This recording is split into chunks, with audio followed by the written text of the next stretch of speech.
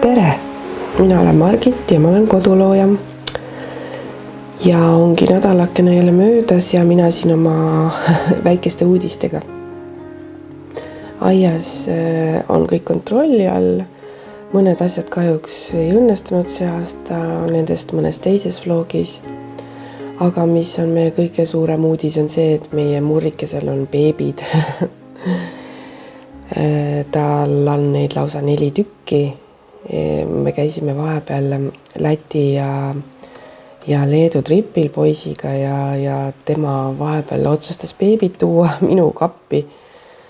Ja siis, kui me tagasi tulime, oli tal neid 4 tükki ja tõstsime need sinna väikesesse kasti, et oleks mugavam.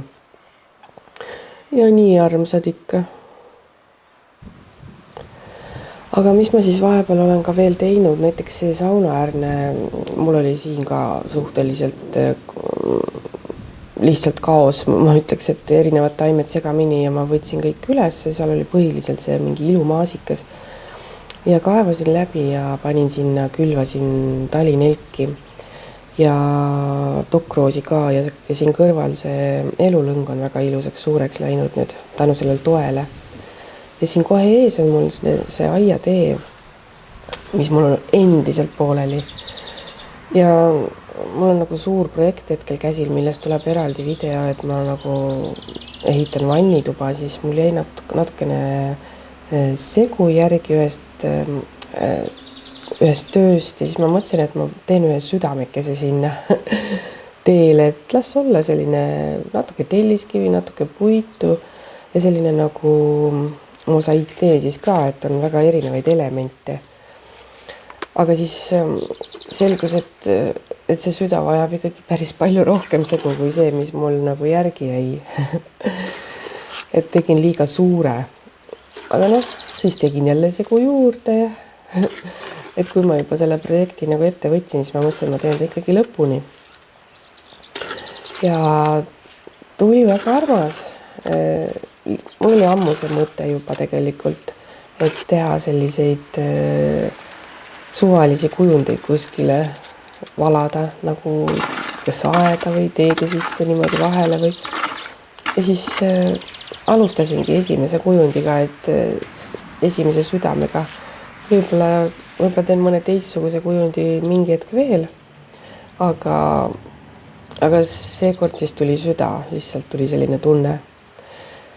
Mul on tegelikult ju vaata see vorm ka, mida ma olen siin natukene valanud, aga ma ei ole nendest teekivisid teinud, et ma olen neid kivisid kuskil mujal ära kasutanud. Et seda võiks ka jätkata, aga lihtsalt see on nii aeganõudev protsess, kuna mul on ainult 2 vormi. Siis ja tavaliselt seda 2 vormi ja kui segu jääb nagu harva järgi, et kui tihti ma ikka siin valan mingit vundamenti või asja, et ma olen mingit trepi esist ka valanud, seal on ka vaja läinud, aga seal on mul isegi pigem tsementi puudu tulnud, nii et kui ikkagi teha neid, siis tuleb ekstra seguga teha, et ei ole niimoodi, et jääb mingist töö otsast järgi. Ja siis, kui mul oli see süda nagu valatud, siis ma mõtlesin, et see niisama süda on ka igav, et ma panen sinna mingid kaunistusi ikka ka. Mul oli üks selline ämbri täis igasuguseid klaaskuulikesi ja kivikesi ja kristallikesi. Need on kõik kuskilt mereäärtest ja reisidelt leitud. Et need klaaskuulikesed on näiteks kuskilt Lätimaalt toodud ja mingid need kivikesed on erinevatest Eesti randadest ja need klaasikesed ka, et alati, kui ma kuskil rannas käin, siis ma jalutan pikki seda rannikut silmad maas ja otsin aardeid. See on mu nagu lemmikmäng. Ja siis on alati taskud pärast igast asju täis, kui ma koju tulen. Aga selline see süda sai ja mul on täitsa rahul. Ta on nüüd juba kivikõva ja juba vähemalt 100 korda peale ka kõnnitud ja töötab. Et nüüd on vaja see tee lõpuni lõpuks teha. Aga vahepeal on olnud ausalt öeldes ka nii vihmane, et ma ei ole tahtnud midagi kaevata. Ja siin on siis see minu, seal kõrval kohe oli mul see lemmikmaasikas hetkel, mis mulle hullult meeldib, on see valge kuumaasikas. No see on nii saagikas lihtsalt ja ta on nii maitsev, et mulle nagu väga meeldib. Et ma olen nagu väga rahul, et ma tegin selle suure peenratäie, teda iga päev korjan nagu väikse kausitäie. Soovitan soojalt. Aga siis ma tegin ka vahepeal angervaksa siirupit. Ja siis ma nüüd otsustasin, et näitan teile, kuidas ma viimane kord jällegi tegin jäätist. Et ma olen küll juba vist väga mitmel korral seda näidanud jäätsetegu, aga seekord ma teen nagu 3 erinevat sorti ja lõpus siis ühe magustoiduga nendest. Et mida esimene läheb siis mangojäätis, jälle 1 tops kreeka jogurtit ja natukene mangopüreed ongi kogu lugu, sest mango on ideaalne magustaja. Tal, selle püreel ei ole suhkurt sees, et see nagu lihtsalt oma loomulikus magususes. Ja siis lihtsalt blenderiga segi ja siis ma panen nagu nendesse väikestesse karpidesse, sest ma teen väiksed kogused. Ja siis on kohe hea sealt võtta ja ta külmub ka kiiresti ära. Et see 1 jogurditops mahubki täpselt 1 karpi ära. Siis teine jogurt läheb angervaksaga. Kuna ma tegin seda siirupit seekord niimoodi, et ma kõigepealt panin suhkrusiirupi, tegin nagu valmis, valasin, vist oli 3 liitrit vett ja 500 grammi suhkurt, tegin sellise siirupi, ajasin vee keema, et suhkur sulaks ära. Ja siis võtsin tule maha ja panin sinna kuuma vette siis hunniku angervaksa õisi. Aga kuna mul oli ka korjatud eelmine päev otsast põdrakanuti õisi, siis ma panin natuke neid ka. Ja siis selline 24 tundi kuskil lasin neil seista ja siis kurnasin ära. Enam keema ei ajanud.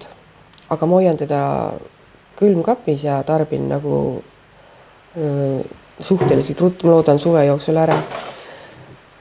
Ja siis ma valasin ka need jääkuubiku kottidesse, nii et ma seda ka varsti näitan, mis ma siis nendega teen.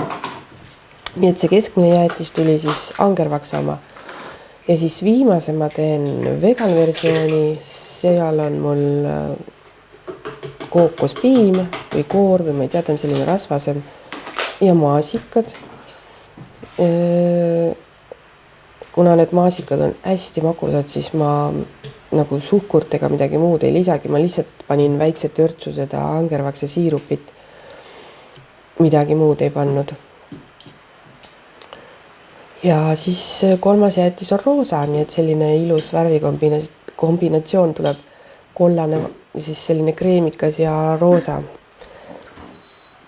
Ja siis kuskil iga sügavkülma panna, siis iga kuskil paari tunni tagant segada. Ma tavaliselt on seda mõistlik hommikul teha, sest öösel muidu sa lihtsalt paned sinna ja sa ei hakka ju öösel üles ärkama, on ju. Aga siin on siis need jääkuubikud, angervaksa siirupi omad. On väga hea kasutada, teha omale limonaadi, nii et 2 moel ma teda seekord tegin. Et siis iga paari tunni tagant segada ja siis kuskil 4-5 tunni pärast on enam-vähem see jäätis valmis või oleneb külmkapist. Ja siis kui ma tahan värskendavat jooki, siis ma panen 2 kuubikut omale klaasi ja tavalist mineraalvett peale ja on väga hea limonaad või selline värskendav jook. Et see angervaksa maitse on hästi värskendav ja mõnus. Mulle väga meeldib, ta on selline natukene nagu rahustav ja kuidagi maitseb mulle hullult, et soovitan proovida teistel ka, kes ei ole proovinud. Ta on selline lõhn, on juba selline magus. Ja siin on siis jäätised juba jäätunud. Et seal tassis on mul lihtsalt soe vesi, et see lusikas oleks soe. Mul ei ole sellist spetsiaalset jäätise lusikat või seda kulpi, millega tõmmata. Aga mul saigi jäätis natuke liiga kauaks külma, et ta jäi liiga kõvaks, et kui sul ka läheb liiga kõvaks ja teed seda jäätist õhtul, siis on soovitav võtta ta natuke varem ikkagi välja. mingi veerand tundi lasta tal toasoojas seista, siis sa saad teda ikkagi kätte sealt, et muidu ta läheb ikkagi kivikõvaks. Aga kui sa oled teda ikkagi niimoodi seganud ka, siis ta nii jääkristalliseks ei lähe, et siis ta on nagu enam-vähem. Ja siis kaunistad oma aia marjadega ja valmis selline magustoit. Suvel väga ja ideaalne. Ja siis ma sain valmis oma selle pulvaveri, mida ma ühes eelmises videos näitasin. Ma ikkagi ei teinud teda eest lahti, tegin sellise kinnise ja ma olen väga rahul. Ja siia lõppu ma näitan siis oma Läti-Leedu trippi ka. Ma panin siia lätikeelsed nimetused alla ka ja piletiinfo ka, et kui keegi tahaks veel nagu minna ja siis guugeldada ja otsida, siis selle nimetuse järgi leiab ülesse. Et see oli meie esimene loss, mis tee peale jäi ja me nagu ei planeerinud sinna minna, aga see lihtsalt jäi tee peale ja vaatasime, et ohoo, lähme vaatame, et see on nii ilus. Ja mitte ühtegi inimest mitte kuskil ma siin ei näinud, täiesti olime ainukesed ja lihtsalt jalutasime seal mõisa pargis ja ümber selle mõisa või ma ei teagi, kuidas see nimetus on, loss või mõis, aga väga ilus oli. Et seal oleks saanud ilusaid pilte teha. Siis järgmine selline, kuhu me planeerisime minna, oli siis Turaida, kuhu ma olin nagu ammu tahtnud minna. Et ainult piltide peal näinud ja mulle see väga meeldib see koht. Ja seal on ka väga suur muuseum, et sinna nagu iseenesest tasuks minna nagu mitmeks tunniks ikka ja käia rohkem, aga me sattusime käima just sellel kõige kuumemal päeval, kui oli nagu 32 kraadi õues ja me ei tahtnud nagu väga pikalt jalutada. Me niigi läksime sinna hommikul kõige kohe, kui lahti tehti, see vist tehti 12 lahti ja me olime seal esimestena ukse taga või värava taga, teised eestlased olid veel meiega. Ja siis seal torni üles saab minna ja siis seal on ka igasugused sellised vabaõhu ja kirik on ja veel mingid kohad, kuhu saab minna ja mingid näitused on, nii et seal tegevust jagub ja seal on ka müügipunktid ja see vesiroosi tiik oli lihtsalt imeline, ma seda seal ääres nagu tükk aega vaatasin ja imetlesin seda, et need on nii ilusat värvi ja nii kaunid, et polnud ammu nii ilusaid näinud. Et ma Eestis olen rohkem näinud selliseid valgeid näinud, aga kindlasti on kuskil roosasid ka, ma lihtsalt ei ole sattunud nägema. Et looduslikult meil vist on ainult valged, aga sellised roosad on vist ise pandud. Siis Siguldas me käisime sellises kohas nagu mingi, ma ei teagi, kuidas jalutuskepi park äkki. Ja seal olid ka sellised atraktsioonid nagu lilledest ja keppidest, aga me jätsime auto sinna pargi äärde, et minna ka lossi juurde. Ja siis ühe sellise, ma arvan, et see on mingi pähklipuu, ma ei tea, ma arvan, et mida ei olnud ka varem näinud, siis seal oli üldse selliseid huvitavaid puid, mida me ei olnud varem näinud. Ja siin me jalutamegi teel sinna Sigulda lossi juurde pargist ja siis jääb selline purskav tee peale ja sellised toredad kivikujud on seal lossi ees parkla juures. Et ka väga naljakad ja neid ka tükk aega vaatasime. Sellised toredad ja siit lossi väravas sisse saab tasuta, aga seal taga siin vanasse lossi siis tuleb maksta 2,50. Ja kuna me seal Siguldas kohtusime ka sõpradega, siis me ootasime seal värava juures natuke kauem. Aga seal on uus loss ja on vana loss, millel on nagu varemed. Ja siis sinna saab ka minna ühte väiksesse torni. Ja lisaks on ka siin muuseum ja siin on ka mitu poodi, mis olid väga ägedad. Üks oli näiteks, kus sai osta toorkakaod ja tooršokolaadi ja kristalle ja selline hästi tore pood.